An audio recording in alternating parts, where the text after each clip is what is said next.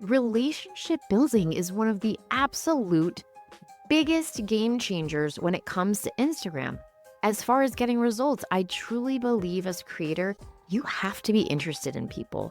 You have to be willing to take the time to reply and start relationships and back and forth and get people comfortable with you. Because once you do that, they are going to be 20 times more likely to work with you over someone who is not replying to anything, right? Think about it. That's just a no-brainer. Welcome to The Creative Bodega, a podcast about content marketing, Instagram growth, and personal branding for female service-based solopreneurs who want to grow their business without letting it take over their lives. I'm your host, Em Connors, and each week I'll share actionable tips, expert advice, and unfiltered truths to help you create engaging content, connect authentically with your audience, and turn followers into loyal customers, all without the burnout. If you're ready to simplify your content creation, navigate the ever-changing trends, and build a business that works for you while staying sane in this crazy season of life, then you're in the right place. Hello, I am here to talk about the biggest Instagram posting mistakes that I see small businesses or solopreneurs make, and more importantly, how to really easily fix them, okay? So if you are posting consistently, but just not seeing the growth or engagement you want, it can be so disheartening and so frustrating, and it probably makes you want to throw your laptop or your phone out your office window. If you're putting in that effort and something's just not clicking, it's time to change it up, right? Chances are you're probably making one or maybe a few of these common Instagram mistakes that I am going to review on today's episode. But please do not worry. I'm going to break down exactly what's going on and how to fix it. By the way, you can find all the details for this episode over in the show notes. This week's show notes can be found at thecreativebodega.com/blog/3. So you're showing up, you're creating content, you're doing all the quote unquote right things. But if your posts aren't converting to engagement, leads, sales, results of any kind, it's time to make a change, right? So what do they say? They say the definition of insanity is doing the same thing over and expecting different results. One of my biggest pet peeves is when I hear female creators or small business owners say, I'm doing everything, but it's not working.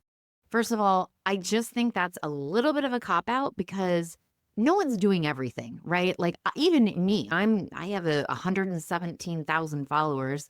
And I've built a very successful business on Instagram, and I'm still not doing everything, right? I don't do Instagram lives because they terrify me of that like awkward pause. Can you hear me? I can't take it. But no one's doing everything, right? And that's okay. It's hard to check all the boxes and do everything, but I am here to just really ask you to open yourself up to really looking at your Instagram strategy as a whole and these 5 mistakes I'm going to go through and say to yourself, am I making one of these? Is there something here that I could adjust or change moving forward? All right. Don't be hard on yourself. If you're doing a few of them, I want you to start small, maybe pick 1 or 2 and change things up moving forward. I always tell everybody in my membership, the Content Coven, creating content as a small business owner, it's actually supposed to be somewhat fun. This isn't life or death. We are not curing incurable diseases. We're trying to grow our businesses. And how lucky are we? Maybe not lucky. That's not really the word. We're not lucky. We are driven and we have built something that is all our own, and it's scary and it takes a lot of guts. And I think you owe it to yourself to really get the marketing side of things right, to position yourself in the best light possible to get the most results. Let's talk about this. Most of these mistakes are easy to fix once you know what you're looking for. And inside the Coven, we have a weekly Q&A and people can ask me anything. They could literally ask me anything about anything. I'm like the biggest open book. But what constantly comes up is, can you look at this post or can you look at my Instagram?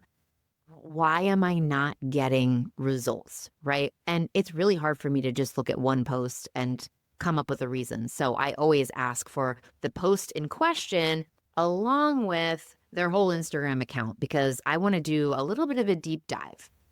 And these things that I'm about to review are the biggest offenders of what I see over and over from my members.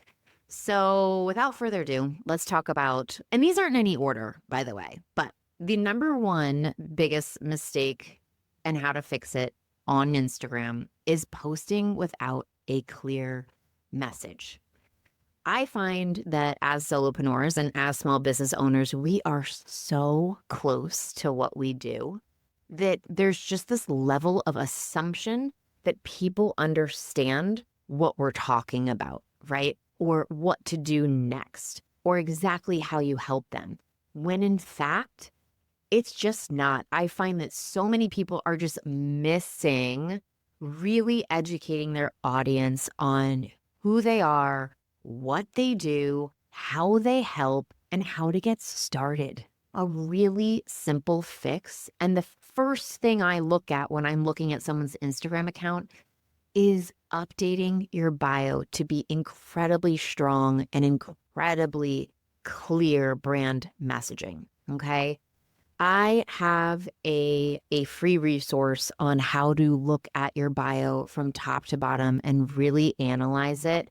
And I will share that in the show notes. But that clear bio is going to be step one. First of all, the name section of your bio is SEO searchable. Instead of being cute and putting something that's probably confusing to your audience, I want you to be insanely clear, okay? I'm not like M. Connors, content queen, or like those types of things. They're just not going to get you anywhere. I say Canva verified expert and content coach or something like that. What would your ideal client be searching for to find someone like you? What language do they use? And that's what you need to figure out, okay? And then your bio. Is it really clear what you do? Again, I just, no offense, I don't really care that you're a twin mom or that you're like a dog mom or you like love lattes. All good doesn't belong in your bio, okay? We only have so many characters to get this right and make it supremely clear. And that like cutesy personal stuff shouldn't be there. Everyone's reading your bio thinking about themselves. They're not really thinking about you. The only way they're thinking about you is how is this person going to help me? So I'm not reading a bio to like really learn more about you. I'm more like, how is this person going to help me? Is it clear? And then you want a really clear call to action in your bio, right? Call to action, tell me what to do. What is my first step? It should be at the bottom of the bio and it should be clear, not just click below for freebies and courses. No, tell me exactly what freebie you want me to download. So mine says free 7-day Insta posting guide, or something like that. So I just took one of my top downloaded freebies, and that's the one where I want people to get started with. So I was very clear in my call to action. Okay. So that is number one, just posting without a clear message. And I just really think it all comes back to that first impression in your Instagram bio and getting that just so buttoned up. All right. Mistake number two, writing weak captions or just really having no caption strategy at all. I see a lot of people, it's either one way or the other, you guys. It's either that they post like this really robust carousel with a ton of information in it, and then their caption is just equally as packed and long. It looks like a blog post. It doesn't even look like a caption. Or it's the opposite. It's one word, right? Love this, or like happy Friday. That's just not going to get anybody to do anything, right? So it's really making sure that your caption fits with the post and makes sense for the post. If it is a robust carousel post packed with a lot of information, that caption doesn't really need to be that long, right? Like really the value is in the carousel. On the other hand, if you're posting just a photo of yourself, which listen, I love that. I love a plain photo, no graphics on it. We assume the value is going to be in the caption. So in that case, feel free to write your mini blog in the caption and tell us a story or do some type of thought leadership caption that really gets people thinking or makes them want to take action. I make that. I'm totally here for that. But just make sure that your captions make sense with what you're posting and change it up. So have a long caption, have a shorter caption, have a bulleted caption. Please, for the love of God, make sure that you're adding spaces in longer captions or bulleting things out with emojis. Make our eye want to travel down that caption and keep moving. I don't know about you, but when I see a whole block of text, it's instant overwhelm and I want to leave because I'm not a reader. I'm such a visual person that I just want to see and I want to consume like really nice visuals. But I know the readers are out there. And that's why I make sure that I vary the types of captions I'm making for the various types of people who are consuming my content. Okay. So captions, super easy fix there. And one last little idea for you, use AI. I'm not a writer. Words are probably my least favorite part of posting on Instagram. I get very cringy when I have to write a caption. So what I'm doing now is I go into ChatGPT and I tell it exactly what I'm trying to do and what the post is about. And I'll even drag in my graphic so it can see it. And then I say, can you make this sound better for an Instagram caption? I've been using the ChatGPT version that's paid. It's $20 a month. I'm able to save all my information in there. So she knows exactly who I am, who my ideal client is, what I'm an expert on, my tone of voice, everything is saved in there because of using that paid version. I just caved this month and it's the best $20 a month I'll probably spend in addition to Canva. All right, so that's number 2, writing really weak captions or just having the caption not make sense with the type of post that you're making. Number 3 is just ignoring engagement. And this one kind of blows my mind, right?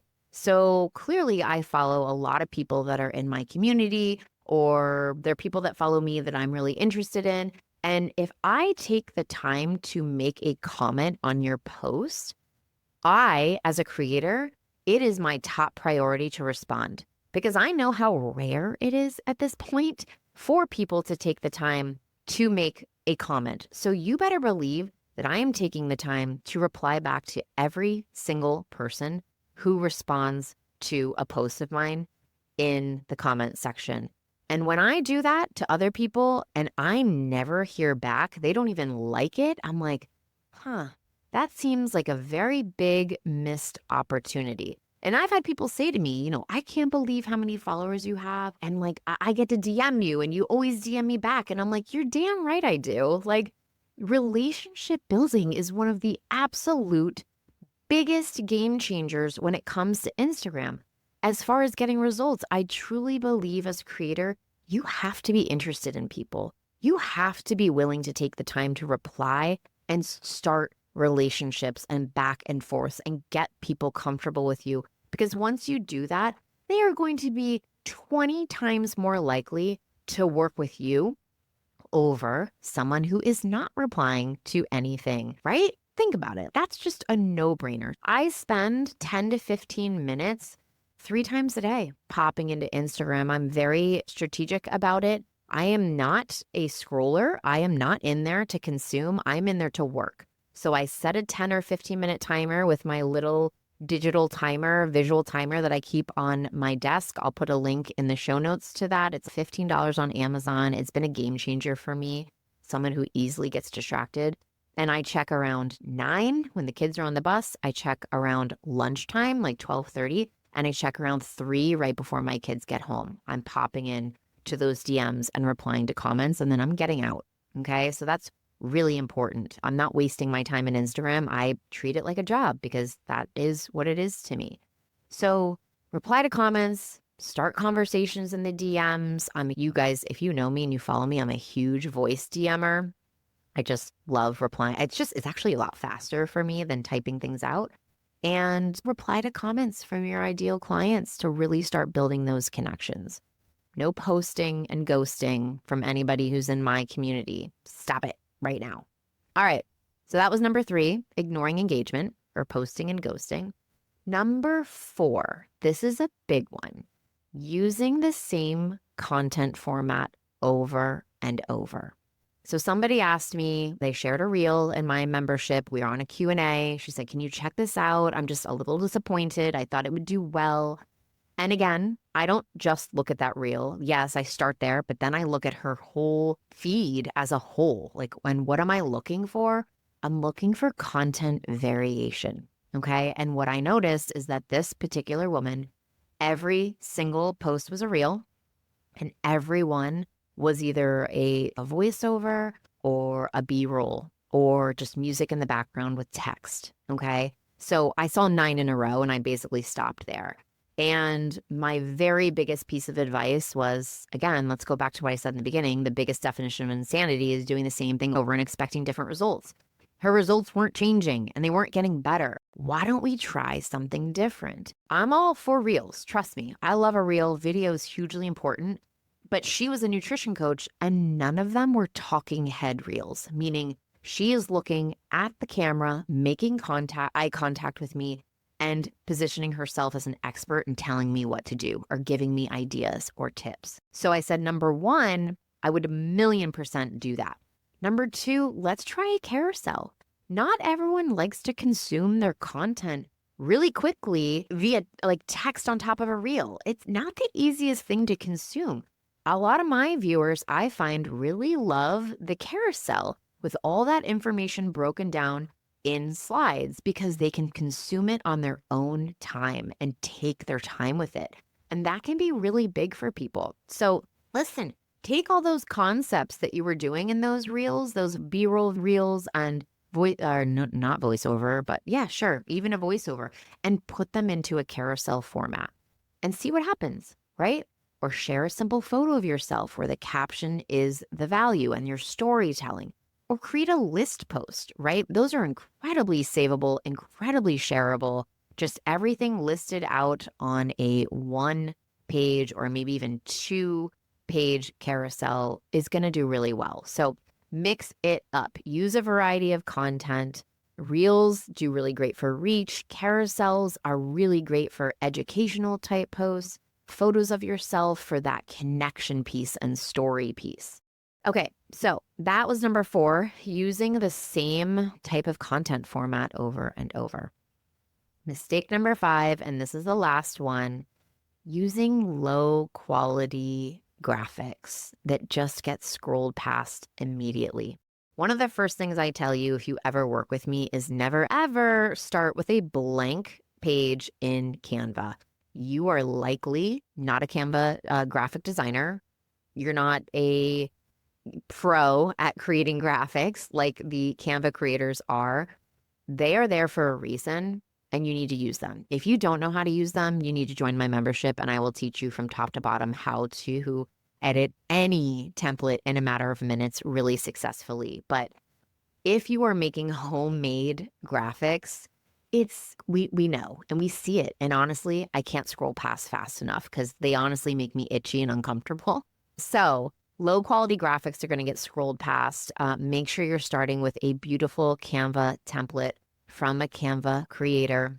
And the next thing is just putting too much text or really weak headlines in that first page. So some people are just trying to pack way too much text in a graphic.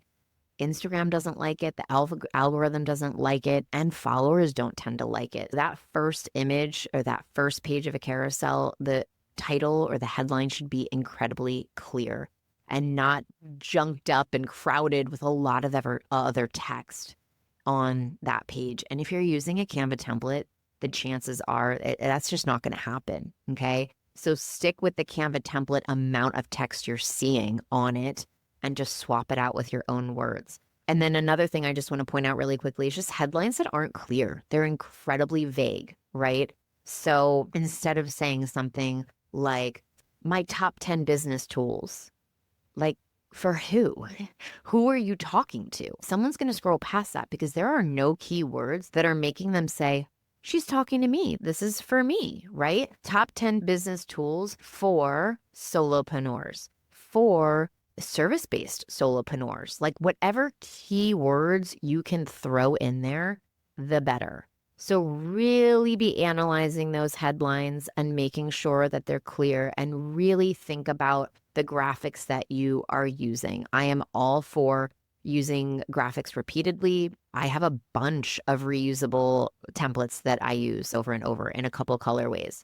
And of course, I get tired of them after 6 months, 8 months, and I'm like, time for something new. And then I go searching for a new template and I retire or archive the one that I'm over. So that is number 5, using low quality graphics that are just going to get scrolled past. Okay. A really great story. I worked with a woman a few years ago inside my signature course, and she again shared a graphic with me that she had already posted, and I redid it for her. But I didn't completely redo it. I just tweaked a few things. I made her headline a lot more clear. I brightened it up. It was coming across as very dull. And so I brightened her colors up and just repositioned a couple things, and her engagement literally skyrocketed by 70% the next time she posted it a couple months later. It was like a completely new piece of content. She probably could have put it out a month later, but it matters and it makes a difference, okay? So just to recap, all 5 of the mistakes you might be making that are really hurting your engagement and reach on Instagram: posting without a really clear message, or not getting that bio incredibly clear. Who are you? What do you do? How do you help me? The whole bio should be about me, the consumer, less about you. Number 2, writing really weak captions, or really not diversifying the types of captions you're using. Short, long, bulleted, using emojis, having really clear calls to action. What do you want me to do? What is the next step you want me to take? Have that in the caption. Number 3, ignoring your engagement completely, right? Not replying to DMs thoughtfully, not replying to comments thoughtfully. So the whole concept of posting and ghosting. Number 4, using the same type of content over and not diversifying the type of content you're putting out there. Again, all different types of consumers out there. And I really do believe that varying the types of posts you're making is going to go a long way to reach your audience. Number 5 was using those low quality graphics, or just shoving way too much content or font or text really into your graphics. It's just this nice balance of including some text, right? So it's clear what it's about. If you need to elaborate, it's a carousel. Or if you need to elaborate, add it into the caption. Okay. And one thing I'm just thinking of, I'm sorry, I just can't help myself, I can't not tell you, is really following that 80-20 rule, with the 80% being value-driven content. Value, educational, entertaining, relatable, inspiring, and 20% promotional. So promotional meaning, I've got this, buy it from me. Do you need this? I think I can help you. It's anything where you're trying to get somebody to open up their wallets and buy something from you. So 80% of my content, if not more, to be honest, is value-driven, results-driven, and 20% is promotional. So please absolutely follow that if you're looking to grow that know and trust factor. Instagram, it's not just about showing up, right? It's really about showing up strategically. Okay. So I want this week for you to pick one of these mistakes that you feel in your gut you might be making, and change it up and see how it affects your engagement. That's what I've got for you today. Thank you so much for listening, you guys. Please make sure you follow along on my new podcast, The Creative Bodega with M. Connors. I'm thrilled to be here. I'm thrilled to help you get from where you are to where you want to be in your incredible business. I will see you on the gram. Thanks so much for hanging out with me on the Creative Bodega podcast. If you love this episode, please be sure to share it with a fellow solopreneur who could use a little content creation inspiration.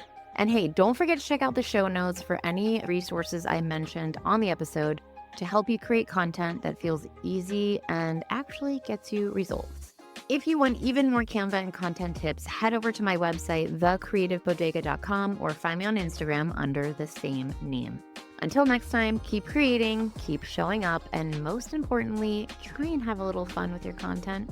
I'll see you on the next episode.